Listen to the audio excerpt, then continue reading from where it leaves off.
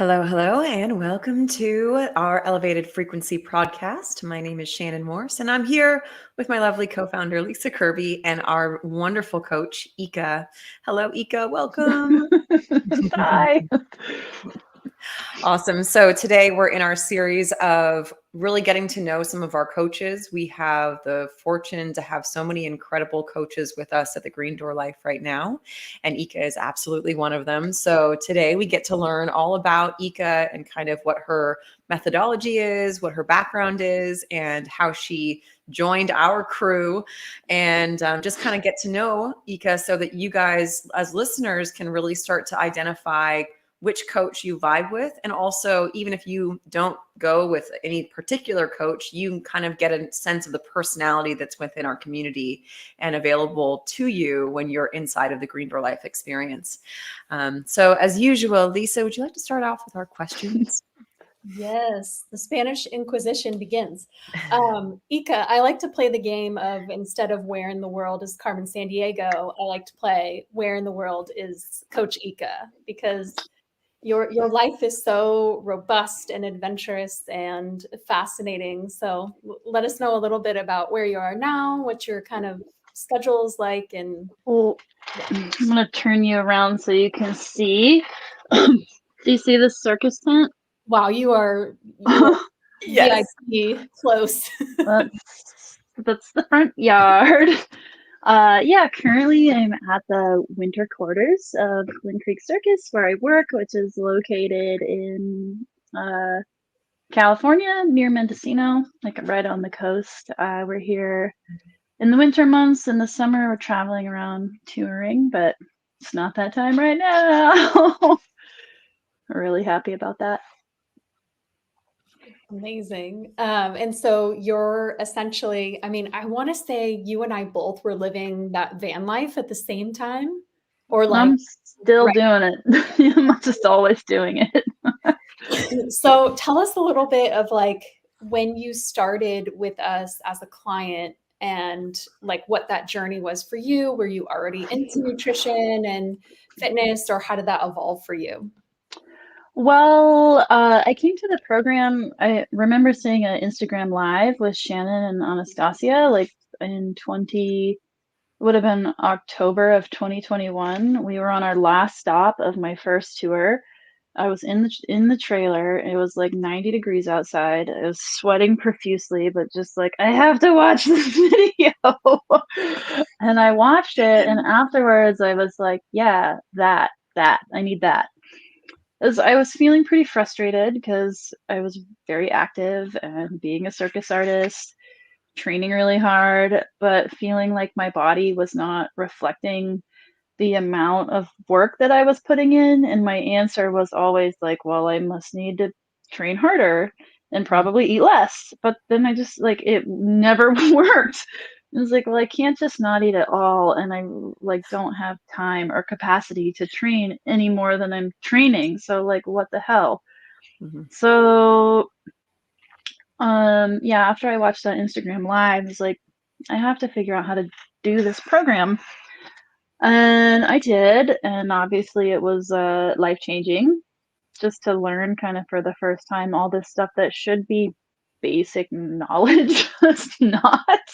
Mm-hmm. So that's how I started, and it was actually my second go round. I had first done a little bit with Coach Jen in like 2018, the end of 2018, but it was only 2 months, and it wasn't the full program and training that we have now. So I had a little bit of success, but then kind of reverted back to old ways because I didn't have the why behind everything. So that's how I got to here. I mean, Who was your coach again the second time? Remind me. Diana. Okay. Yeah. Awesome. And I love that too, Eka. Oh my gosh, there's so much here because we've both gotten to see you just transform in all of these different ways, but physically. And I was just thinking this morning, thinking about this podcast, and thinking that you had like a vision board kind of like some of the like the females who were really freaking strong, that you Yeah. were like, I want to be that. And yesterday when I saw you in our strength training session, I was like, man, I think you are there. Not quite, but I can start to see that I could be there if I'm able Mhm. to keep consistent for long enough. And Lisa, when I was like, God, what did you do the last that you posted all those progress pictures? And between one and the other, it was so crazy the difference. And I asked you, like, what happened? What's going on here? And you said, like blue light filter, walking, what's like sunrise walking. And so I just started, since we've been off of tour, like, I'm just gonna do all those things. I'm gonna just do all those things and see what happens. And I'm back to strength training, so that is working, but I'm really noticing a difference. And it's cool because this like grand vision that I had that seemed like kind of far away now doesn't seem very far away. So that's exciting.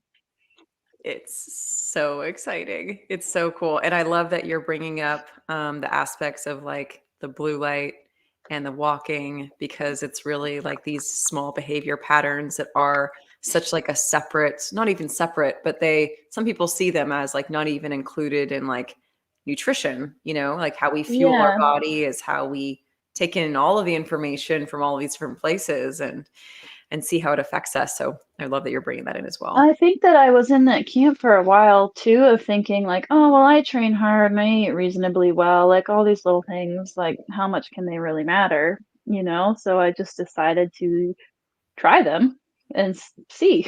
And it's like it's pretty eye-opening how just those little things, we have to do way less than we think, you know, we do. Like walking as cardio, I never would have been like, "Oh, walk is cardio." I would have thought, I used to think like cardio is like pushing yourself so hard you are gonna throw up, and if you're not doing that, it doesn't count. Yeah, Mhm. I'm glad that that is not how it is anymore. It's so good, and especially with like our, well, just ourselves, like Shannon and I recently turned 40, and just noticing these like little tweaks of like, I can't skip those things anymore, or I can't skip a rest day. When I don't get enough like outside light exposure and walking, I can't sleep. It's like my body is so trained now, and I'm like, this is ridiculous. I just feel like a professional walker and a professional sleeper now, but I feel amazing. Yes. And it's to your point, Nika, of like it's so much it's less effort than you think. It's kind of going back to these basic lifestyle habits that our ancestors didn't have to think twice about. But for us, you have to really like map it out in your day. So how does that work for you? I know I was asking you about this online with your schedule and between traveling and like 14-hour work days. How do you make this lifestyle fit and stay so balanced and healthy? Well, it is uh there's varying ranges of success depending on the day or the week. But this tour was really hard. I had the least amount of free time that I've ever had because I took on some other responsibilities that were requiring time and energy. But I think it's the best I've ever done at still eating balanced and like having good nutrition and relatively good practices. And I just realized that I kind of had some stories about being healthy and like, oh, you have to have time to cook and I have to have time to like do this thing. And I realized you don't really have to have a lot of time because it's pretty quick to take some veggies, even quicker if they're pre-chopped from the grocery store, throw them in the oven, set a timer, and walk away. It's like the easiest you could have. And you can throw some chicken in there, and then you come back, and it's like, cool, easy meal. Like it can be really simple. So realizing that was pretty important about how simple it can be. And the physical activity, the hardest thing on tour is getting rest, I would say. That's a really difficult one, and you kind of have to take it where and when you can get it, and like be really protective of it. And this year I was good about managing my energy and saying no to certain activities, or like, no, I just need to rest.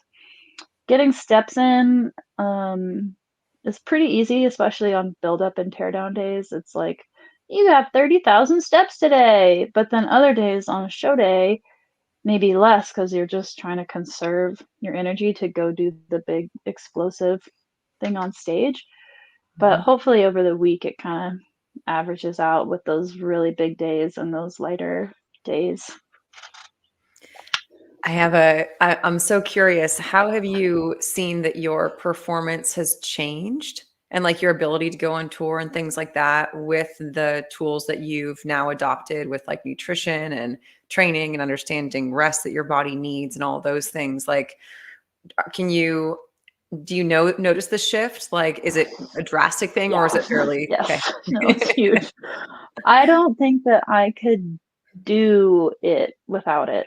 I think I would have gotten injured. I used to get a lot of shoulder injuries. I have like pretty chronically unstable joints and I'm hypermobile. So my first instinct is to load weight in my joints as opposed to my muscles.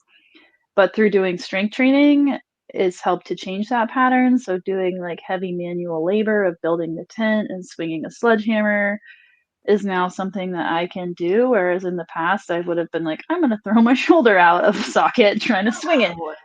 And also just having balanced blood sugar throughout the day, I can kind of zoom out and I watch all these little interactions that happen. Being on a tour like that, you kind of have a little microcosm environment.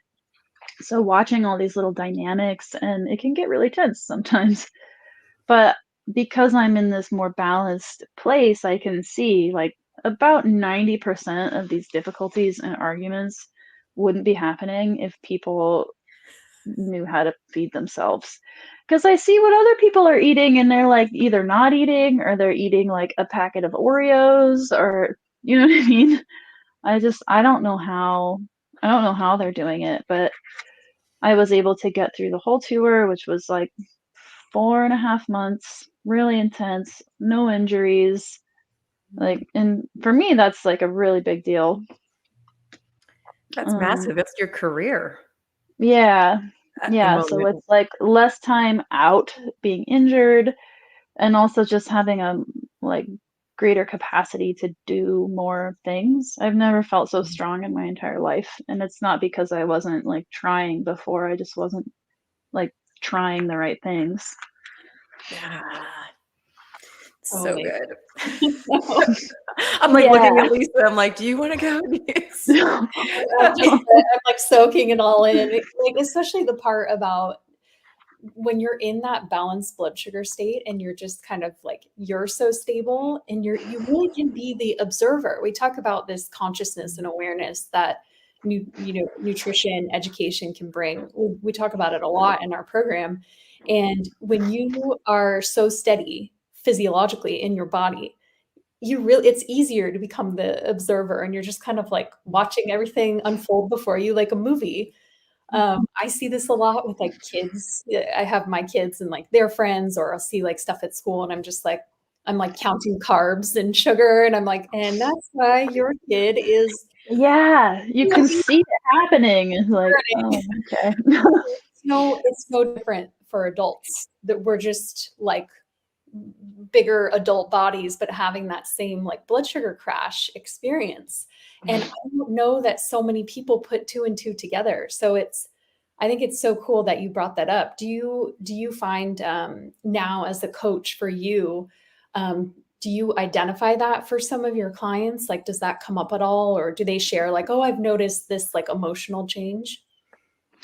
Um, yeah, some of them have, and I feel like I'm frequently trying to lead them in that direction because in my experience, if people can identify that doing this thing that is maybe hard and maybe it seems like extra work or challenging them to go beyond a predefined comfort zone of a familiar place, if they can identify that, oh, this just makes me feel better. Oh, my mood is better.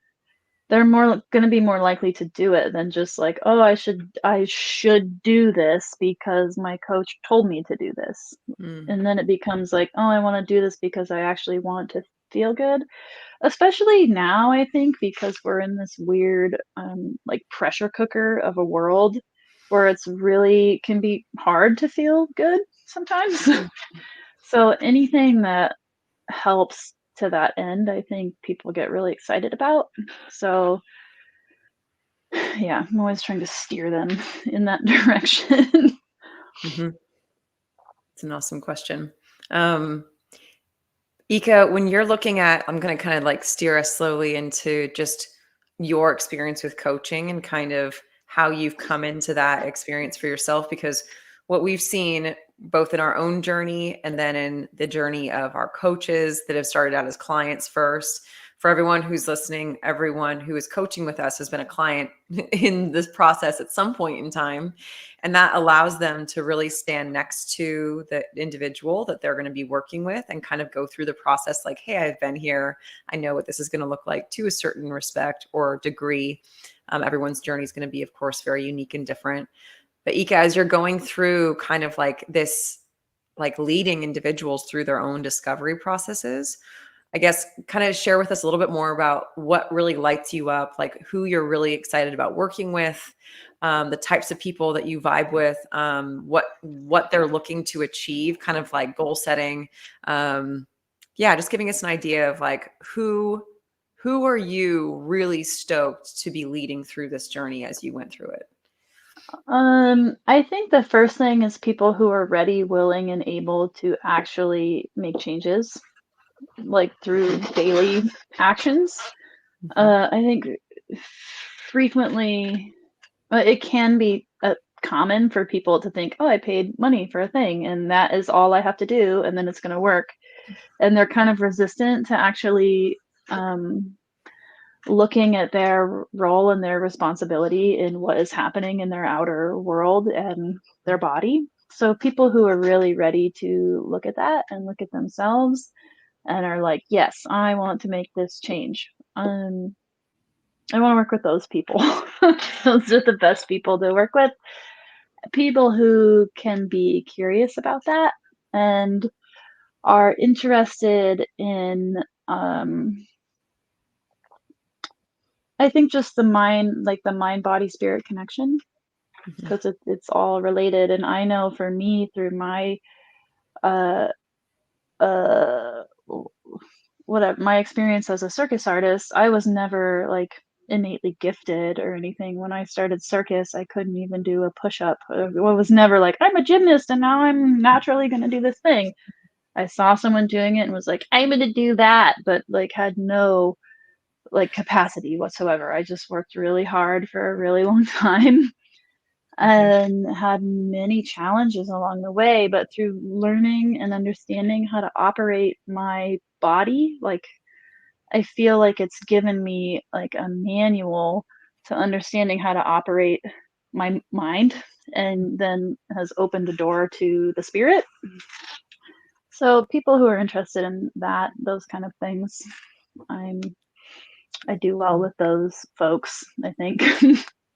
Yes. I thank you for kind of opening up that layered approach, because I do feel like this is something that we'll see in different modalities of practitioners, that some practitioners will be very spirit oriented, but somehow they've bypassed the physical health area. And so what's interesting with, what you're sharing, Eka, and what I really appreciate is that from what it sounds like, you've basically gone through the step through the physical doorway first, and then really Yep. started to understand how to navigate the changes in your physical makeup, which really is part of like manifestation and alchemy. Where we're literally changing how we're manifesting in physical form. And then from there, it goes into the thoughts that have to be present in order to change our physical form in some way. And then how that really starts to impact the witness perspective that Lisa is talking about, and the observer and tapping into the spirit realm, which you and I have chatted about a ton, which I love.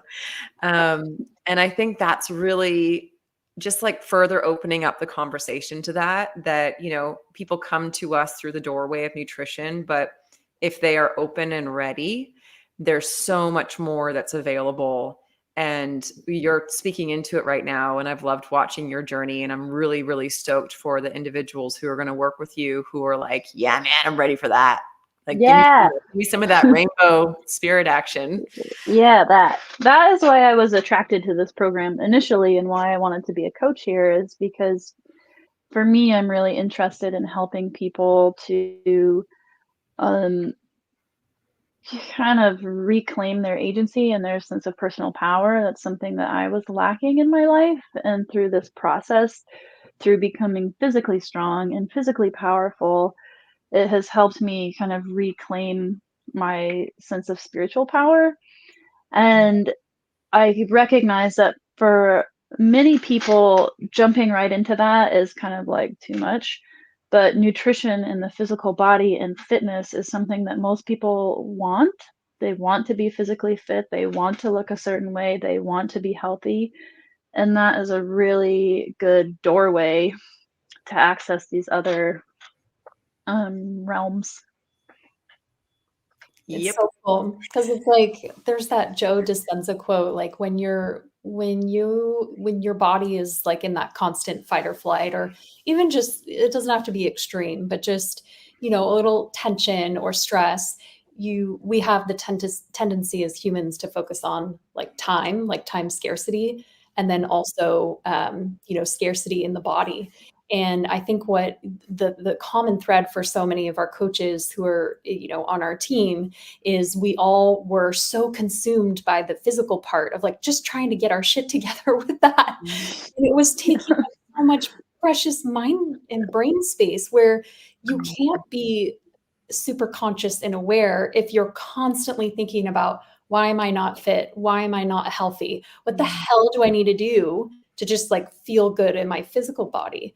And I know for me and you, Eka, and Shannon too, like once we figured that nutrition and training and that piece out, it was like, oh my God, I have so much free time. Like, Yeah. I'm going to read books and like, Yeah, it's great. yes. Yeah, it's great. I really appreciate that through that discipline and that structure that we create through these practices, how much freedom you make for yourself. And I think that's something that people, you don't know until you've gotten to that point, you know, because initially it's like, oh crap, I have to do all this extra stuff, and oh, I'm just so like, oh, confined. But actually, it's like, it's not, it's just building a foundation through which you can then have space for other things. Yes. It makes me, thank you for bringing that up too.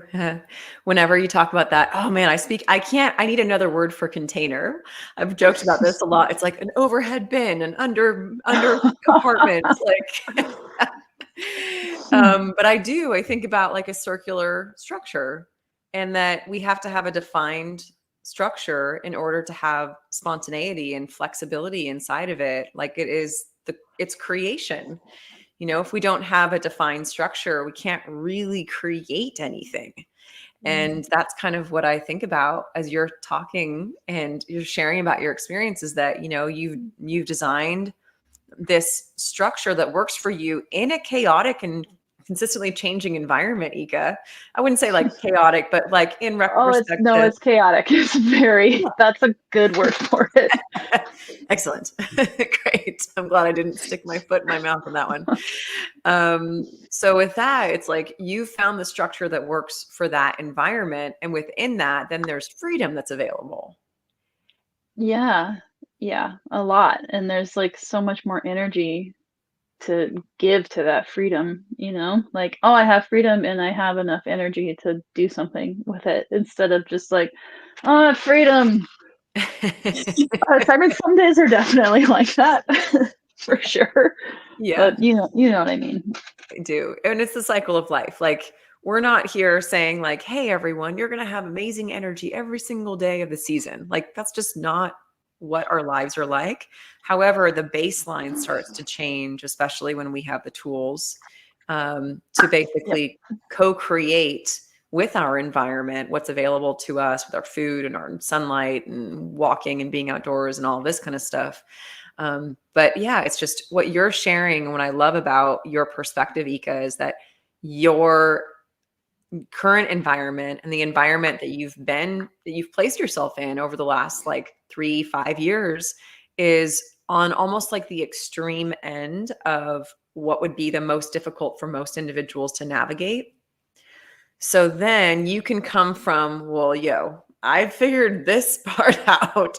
So whatever you're going through, I'm pretty sure we're going to be able to make this happen.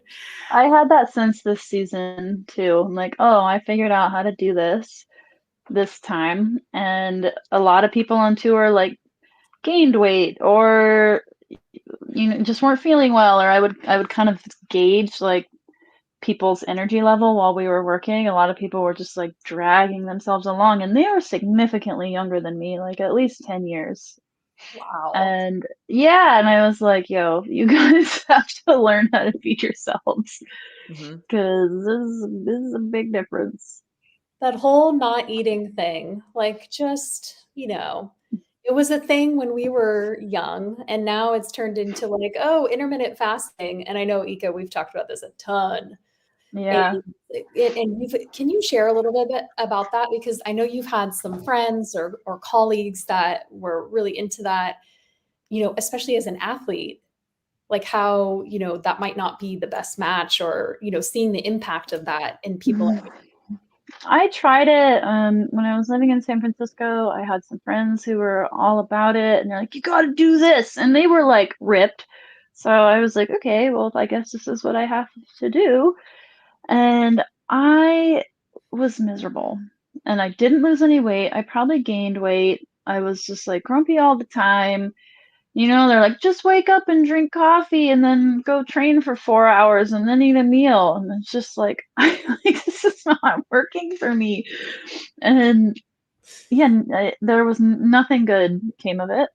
And this summer, I was kind of like trying out different coaches and just seeing the way other folks do something. And I hired a coach she has an amazing physique and puts out a lot of good information. So I wanted to see what she was doing. And she wouldn't tell me before I paid her like what her parameters were. And then after, she's like, oh, you have to do intermittent fasting. And I was like, well, this isn't going to work for me. Like, I'm on tour. And she was very much like, well, this is the only way. And if you don't do this, like, you're not going to get results. And I was kind of just like, well, I guess you're not the coach for me. Like, I guess we're not going to continue this relationship, because her recommendation was to eat between the hours of 8 and 2 meals.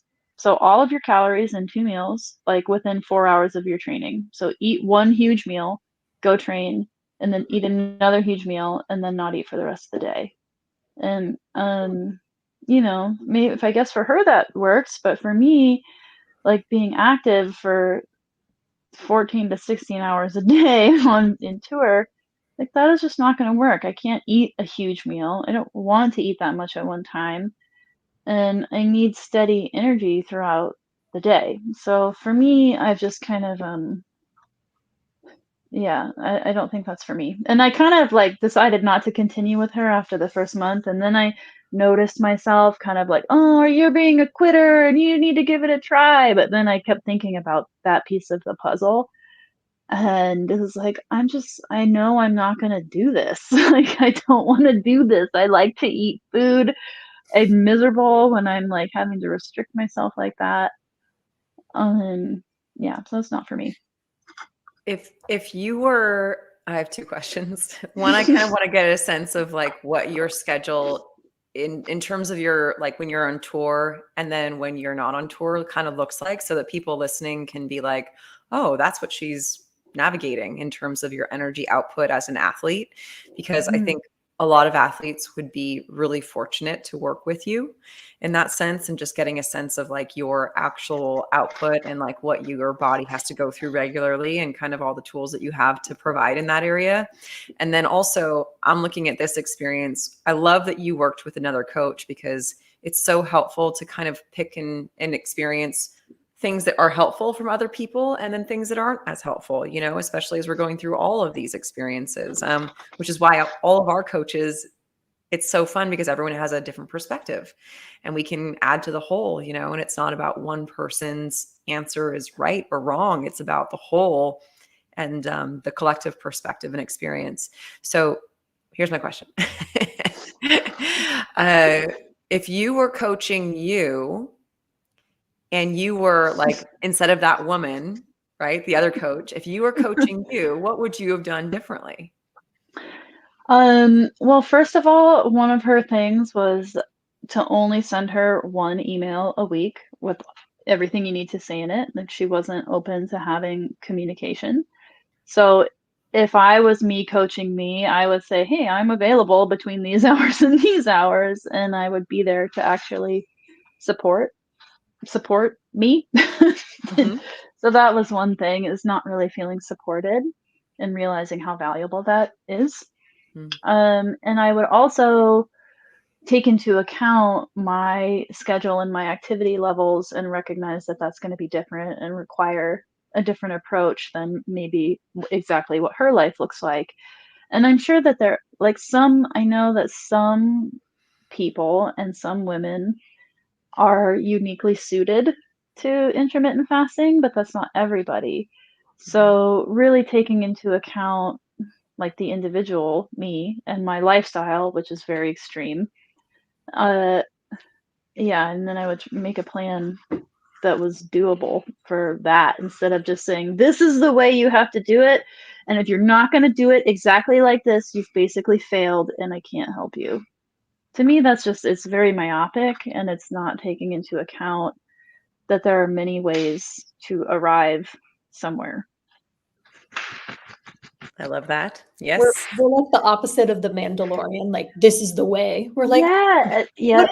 is your way? We wanna find your way." And it's like, I also worked with a coach recently, Eka, which is so interesting as well. I think we did at the same time, and I was like, "Damn, this makes me just appreciate what we do as coaches in our I program." had that same experience too. Right? And, like, just the coming at it, in, like, being walking side by side with a client and making it all about them. Like, we wanna know all the things and like, checking in so frequently, like, "How does this feel?" Like, "How did that feel?" Instead of just, like, a blanket advice or blanket program. And that's really where, like, of course, there's, like, nutrition science basics and the basics of, like, balancing your blood sugar, for example.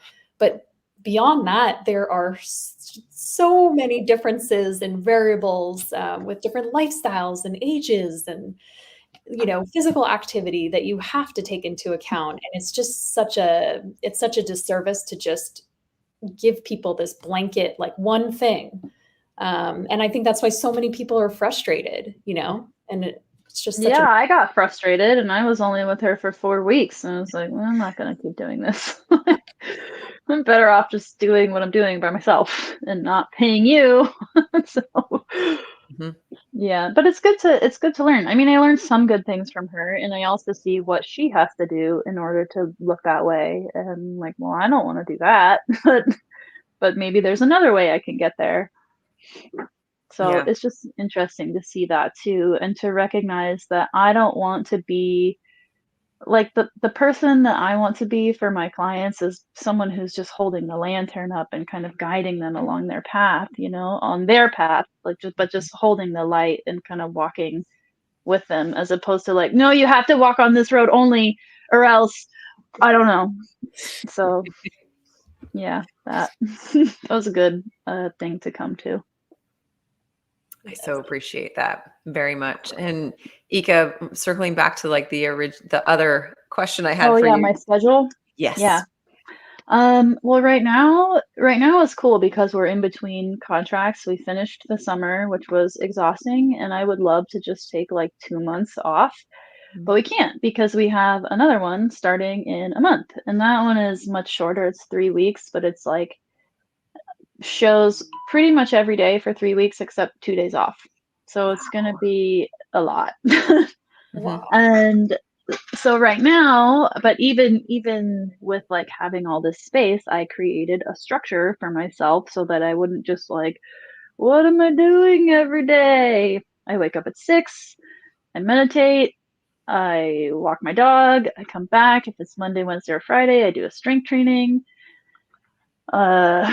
After that, on Mondays and Fridays, I go to work where I work with horses for 4 hours. And then I come home and try to get in a practice, my own aerial practice, until like dark. And at that point, I'm very tired. So I try to not schedule anything after that. If it's not those days, then I'll try to like do my own training, and then I also have a horse, so I try to go to him in the afternoon and spend a couple hours there. I'm really focusing on getting my 10,000 steps a day right now, and I was so happy to see your post about walking because I was like, crap, how does everybody get these steps in? Like, oh, 3 20-minute walks. Okay, that's very easy. I don't know why I didn't just think about it in like that way. Uh-oh. Yeah, so that was cool. So that's it right now. It's still quite a lot of energy, especially doing strength training and aerial practice on the same day. But I take 2 full days to rest. I usually like it if they can be back to back, but right now they can't be. So Yeah. What does it look like when yeah. you're on tour, Eka? Woo! Okay, so basically when we're on tour, we jump every week. So we're moving every week, and that means we have to build the tent and take it down every week, and we're generally doing also like 7 shows. So I'll just start Monday to Sunday. Monday, we wake up early and we finish. Well, actually, where does it make sense to start? And I don't, it doesn't, it can be like, think about it like this, it's like just if, long days every day, pretty yeah, much. Maybe we get 1 day off a week, but for at least the first month, there's no days off because people, they're learning how to build the tent. Everyone's slower at everything, so everything takes longer. So the build bleeds into the day off. But as you get quicker and people get more efficient, then maybe you get 1 day off. But that day yeah, off is usually like, I have to do laundry, I have to get groceries, I have to do all my yeah. errands. And then the rest of the time off, you're like this. Yeah. And then Thursday through Sunday, we're doing 7 shows. This year was really hard because almost every Saturday was a 3-show day. And 3-show days are not fun. They're just Yeah. not fun. So And it's a so, pretty long day. The shows are and 2 hours. There's pretty much no breaks between them. They're just pretty much back to back. Sometimes we had like an hour break between one show in which you just try to quickly eat something and like fix your makeup and right. into the next one. So the reason why I'm definitely asking that, just to give our audience an idea of kind of the output that's required to do what you do and the experience that you have, not necessarily about laundry or, you know, any of those things or Yeah. that part of the schedule, but because I see you, Eka, as an elite athlete. It's your career. And so if you are working with other individuals who are also in that elite athletic status, whether they're doing it for it's their sport, you know, if they're pro wrestlers or whatever it might be, you still have this incredible knowledge base to draw from in terms of how to tune into the signs and signals that your body's giving you, both for the type of training and the energy system that it's using, the type of intensity that you're using, whether you're riding a horse or taking care of a horse, or you're doing strength training, or you're in the air on rope. If you guys haven't seen Eka and her performance, you should check out her page either on Facebook or through Instagram because she's incredibly strong, incredibly Aww. talented. And so it's more like whoever's listening and you are an athlete and you want to be like, I want to learn from someone who knows how to fuel their body, schedule rest, be at peak performance, and also have to build and take down a freaking tent, which is wild, you guys. Then you really draw from personal experience and you can really share with people from that perspective. And you have a unique skill set in that area. So that's definitely what we want individuals to kind of get a sense of like what you uniquely bring to the table as a coach right now. Yeah, and I think even if people aren't athletes, like, yes, I have a lot of information for athletes, but even people who are just like, I'm busy, I don't have time. I feel like I am uniquely suited because my life is so packed, as are probably many of our coaches, but there really is like a scrap of time to prepare a meal. Then I've like identified how to identify that scrap of time and how to use it to the best advantage. I So love yeah. that. Mhm. Awesome. Yeah. And like, even I'm thinking of people who don't even know that they're athletes. This was such a, I never thought of myself as an athlete. Even now, I still have a hard time being like, yeah, I'm an athlete. you're an athlete. Yeah. Or like, we'll talk to clients who are like, yeah, I take like 3 aerial classes a day. And we're like, and you haven't eaten for 6 hours, like, you're an athlete. You need to feel like an athlete. If you move more and you're exerting more, you need to eat more. And you need to eat more of the right things. So it's that shift as well as like helping people realize like maybe you are an athlete and we need to do that reframe so that you're fueling properly and not restricting. Yeah, yeah, that's been a big one. And it's one I'm still kind of like working on. Yeah. Because it's a long time of thinking like, oh, I should just always be eating less. You know, I was brought up always to think to be the smallest version of myself, and that comes with a whole bunch of whatever thoughts and beliefs that are not valuable to me anymore, but it takes a while to sift through them and then be like, yes, I am an athlete. Oh, eating more is actually better. So sometimes I can notice myself like not claiming myself as an athlete, but the more I can do that, the more it helps me to adopt those behaviors that lend itself to being an athlete. Mm-hmm. Yeah, it becomes a new part of identity or how we identify. Yeah. Beautiful. Mm-hmm. So any last thoughts or things that you would like to share with for, just for any reason here for people who are listening? I would just say if anyone is like,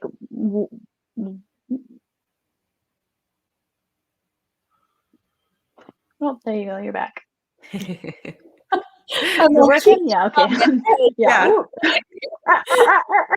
cliffhanger. I think just if anyone is kind of like on the fence about doing this, just do it. Like, there's no price to pay for feeling your sense of personal power and agency like flow back into your body. That is priceless. And once you have it, it's like no one can really take it away from you. And I think that that's something awesome that this program offers, and that I like to help people reclaim for themselves. So just do it. That's what I have to say. Just do the thing. Amen. That's probably the biggest gift that we could give someone else and ourselves. It's just that agency. I Yeah. so appreciate that you landed with that. Mm-hmm. Beautiful, you guys. All right. Thank you so much. Eka, it was amazing having you. Thank you, Lise. Thank you, everyone who was able to join us today, either live or in the future. We hope everyone has a wonderful rest of your day, and we'll see you next time. Bye. Bye.